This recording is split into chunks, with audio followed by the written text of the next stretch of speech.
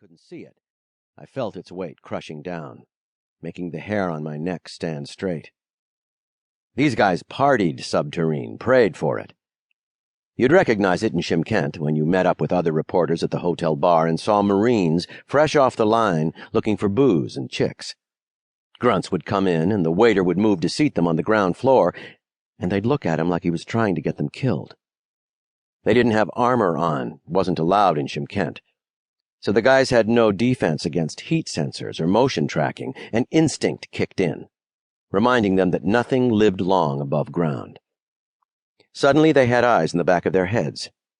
Line Marines, who until that moment had thought R&R meant safety, began shaking, and one or two of them would back against the wall to make sure they couldn't get it from that direction.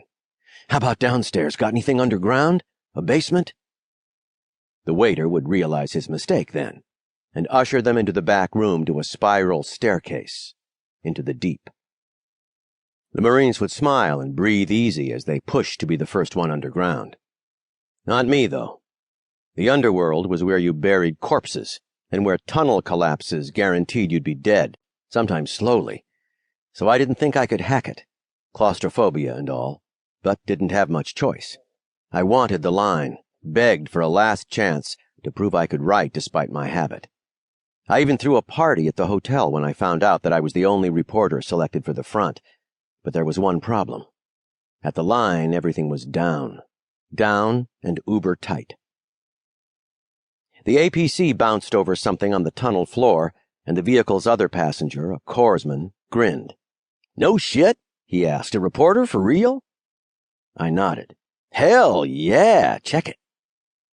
I couldn't remember his name, but for some reason the corpsman decided to unlock his suit and slip his arm out, what remained of it. Much of the flesh had been replaced by scar tissue so that it looked as though it had been partially eaten by a shark. "Flechettes. You should do a story on that. Got a hollow unit?" "Nah, not allowed." He gave me the same look as Chappie. "What kind of a reporter are you?" And it annoyed me because I hadn't been lit lately and was starting to feel a kind of withdrawal, rough. I pointed to his arms.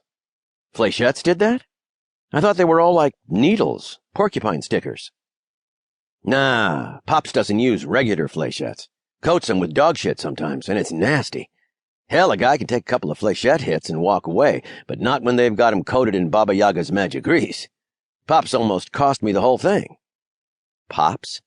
"Popov, Viktor Popovich, the Russians." He looked about 19, but he spoke like he was 80.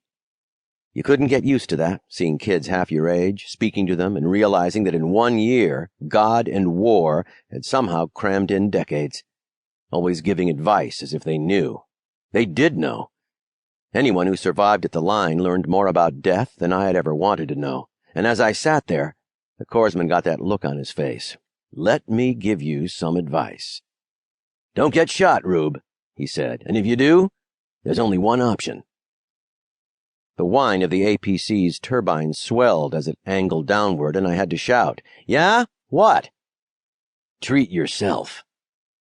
He pointed his fingers like a pistol and placed them against his temple. The corpsman grinned, as if it was the funniest thing he had ever heard. Marines in green armor rested against the curved walls of the tunnel, and everything seemed slippery, slick. Their ceramic armor was slick, and the tunnel walls had been melted by a fusion borer so that they shone like the inside of an empty soda can. Slick, and double slick.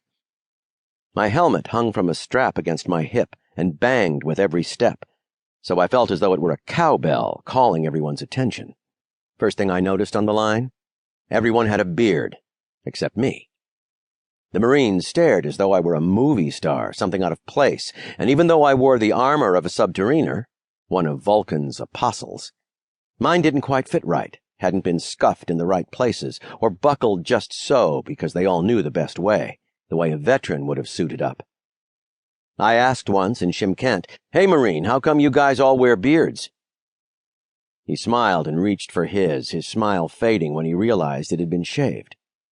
The guy even looked around for it like it fell off or something. "'Cause it keeps the chafing down," he said. "Ever try sleeping and eating with a bucket strapped around your face 24/7? I hadn't.